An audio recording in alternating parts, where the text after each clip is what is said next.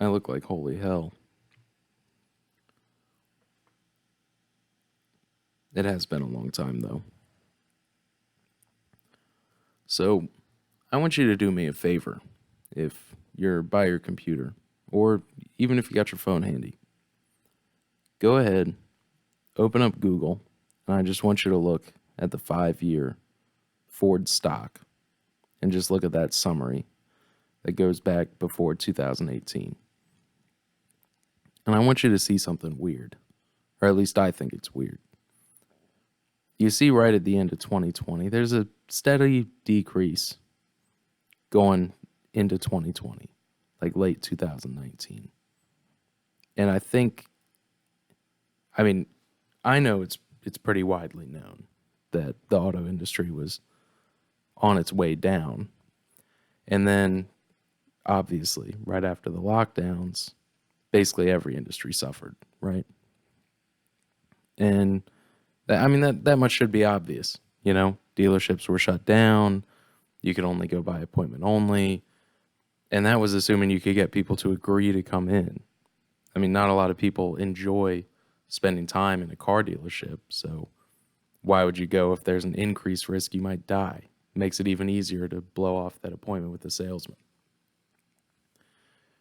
But there's something really weird going on right now that you should notice about this graph, looking just at this year. Now, this is Ford specifically, and I chose Ford because it's pretty easy to find pictures of Ford trucks just parked, like trucks that came off the assembly line and couldn't finish being built, that Ford is halting production because of the chip shortage going on right now. And now that chip shortage should come as no surprise to anybody who has tried to buy a laptop or a new GoPro or really any number of things, just because that's what we're facing right now. We artificially destroyed the production line last year. Whether or not you agree that that was a good idea, this is the result. Now, I say that this is weird because currently, you'd think that Ford would be in a free fall right now. And yeah, over the last month it's been bad, but they've crashed down to their highest stock price in the last 5 years. That doesn't really make much sense to me. And even if you don't know anything about stocks, I certainly don't, that should seem a little weird. And now time will tell if I'm right or wrong as far as what's going to happen next. But I just want to show you a few different things because there's nothing new about these articles that I'm about to show you. So like right now, Ford is cutting its F-150 production because of the chip shortage. The F-150 is probably the largest profit bringer Ford has. I couldn't say for sure if it's the most profitable individual unit they sell, but far and beyond, they sell the most of it, especially like with contractors. And you can assume they make a lot of money on anything that they can give a $5,000 rebate on or take $5,000 off the sales price. That's just a rule of thumb. If you ever see that a car has $7,000 off, just know that the normal price, they are absolutely killing you for it. Prices of cars are ridiculous. But then you go over and you look at their actual sales projections, that their sales have declined 33% in August. That to any normal company, this would be devastating. But you see, the auto industry is not a normal industry. This is not a margins business. You don't see dealerships opening up across the street from each other because they're really, they're scraping the pennies off the top. This isn't a public service. This is a massively profitable industry. So 33% would crush any other business. That's why so many restaurants have shut down in the last year. That's why your favorite place to hang out on Saturday night probably isn't open anymore. And yet, for Ford, this is fine. And now I want to make a small distinction because some of you are probably thinking the obvious thing. Well, that's not totally true. I mean, look right here.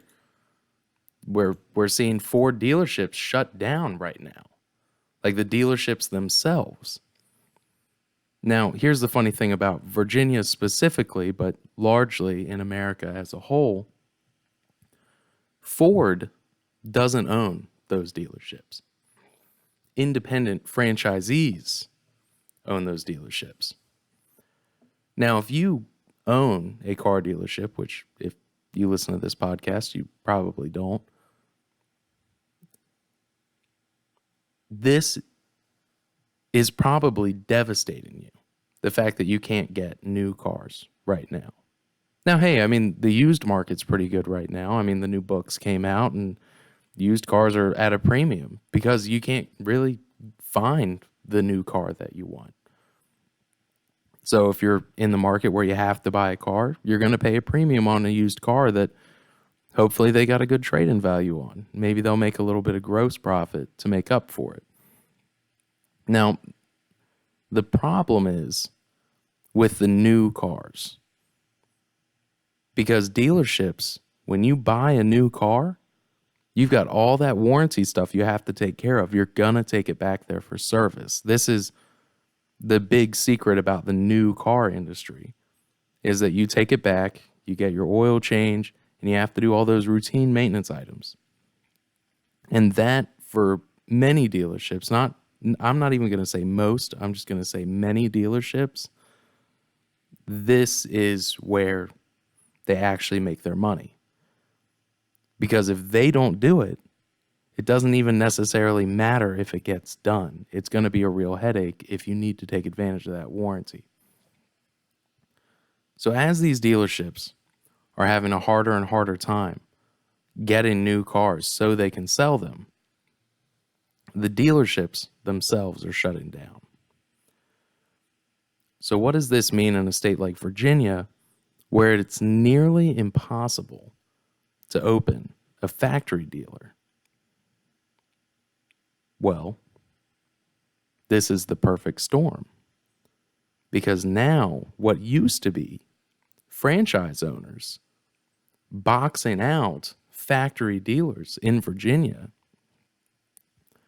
once that used car market starts to dry up, once the trade-ins aren't bringing the value for them to resell these cars used for big profit margins, they're going to have to beg Ford to take these franchises off their hands.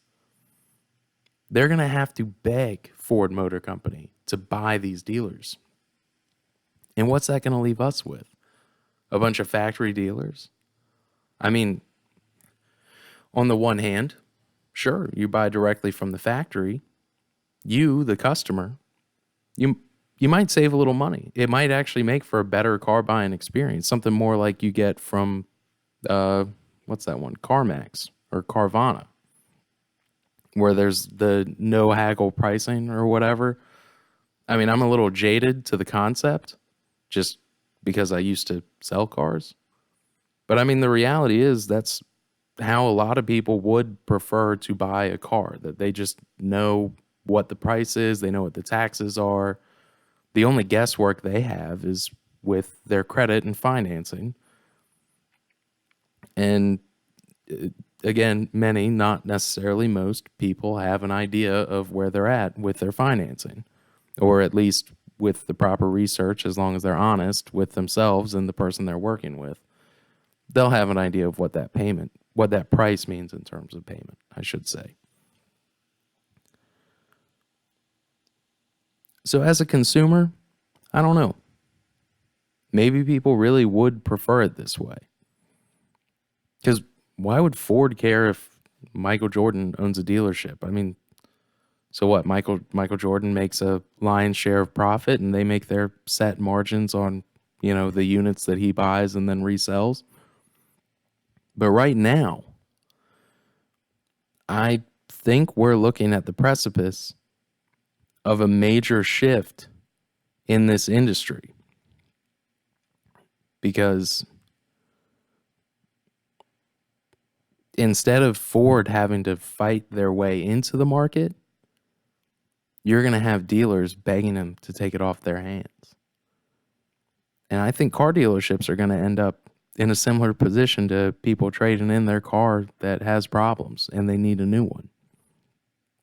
I think that these owners, which isn't to say the people who run the dealerships, I'm talking about the people who actually own it and have a financial stake in it, they're going to end up having to take a bad deal so they can walk away with their money and just try something new. And who knows? Maybe that investment capital will have some of your favorite restaurants reopen, or maybe they'll do something else useful. I mean, do we need car dealerships on every corner? No. Do you get the best deal from the car dealership at the corner? Also, no. It takes a lot of work. You go to a lot of places, and a lot of people don't like that. And with the internet, it's even harder and more confusing. It does bring one other major issue to the foray, which is these plants that shut down where they produce the cars. Because as consumers, we see the end user thing where you deal with car salesmen. And a good dealership with good salesmen isn't going to give you the heebie-jeebies. At least if they're really good. I mean, if they're pretty good, it might give you the heebie-jeebies. Really, really good, you wouldn't know that you needed them. But